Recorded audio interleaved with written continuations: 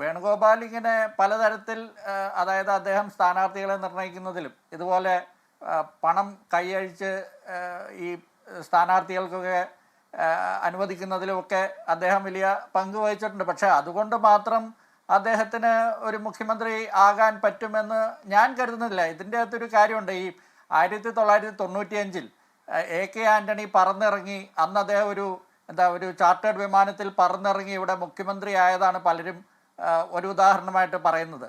എന്നിട്ട് അദ്ദേഹം തിരൂരങ്ങാടിയിൽ മത്സരിച്ച് ലീഗിൻ്റെ സീറ്റിൽ മത്സരിച്ച് ജയിക്കുകയും ചെയ്തു.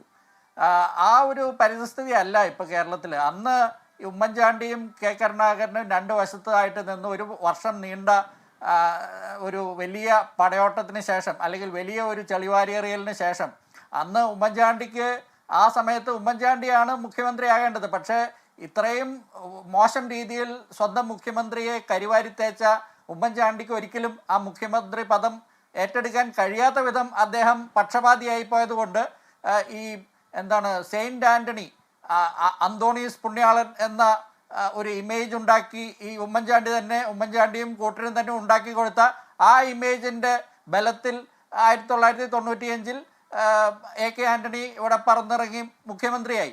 അതുപോലെ ഇപ്പോൾ ഈ KC വേണുഗോപാൽ ആ തരത്തിൽ അദ്ദേഹത്തിന് എന്തെങ്കിലും ഇമേജ് ഉണ്ടോ?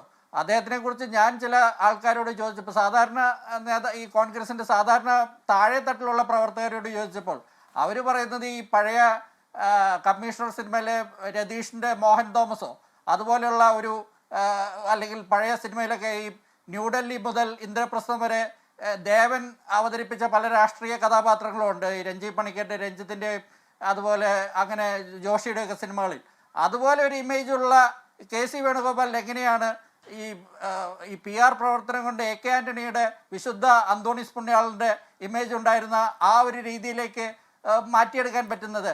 അതല്ല, ഇപ്പോഴത്തെ കാലത്ത് പണം എന്ന കറൻസി മാത്രമാണ് ഈ പിണറായി വിജയൻ്റെ PR പോലെ ആ ഒരൊറ്റ കറൻസിയിൽ മുഖ്യമന്ത്രിയാകാൻ പറ്റുമെന്ന് ചോദിച്ചാൽ ജനം പക്ഷേ ഈ ആലപ്പുഴയിൽ മറ്റൊരു സ്ഥാനാർത്ഥിയെ നിർത്തി ജയിപ്പിക്കാൻ നോക്കുമ്പോൾ അതിന് നല്ല രീതിയിലുള്ള മറുപടി കൊടുക്കും എന്ന് കോൺഗ്രസ്സുകാർ ചിന്തിച്ചാൽ മതി.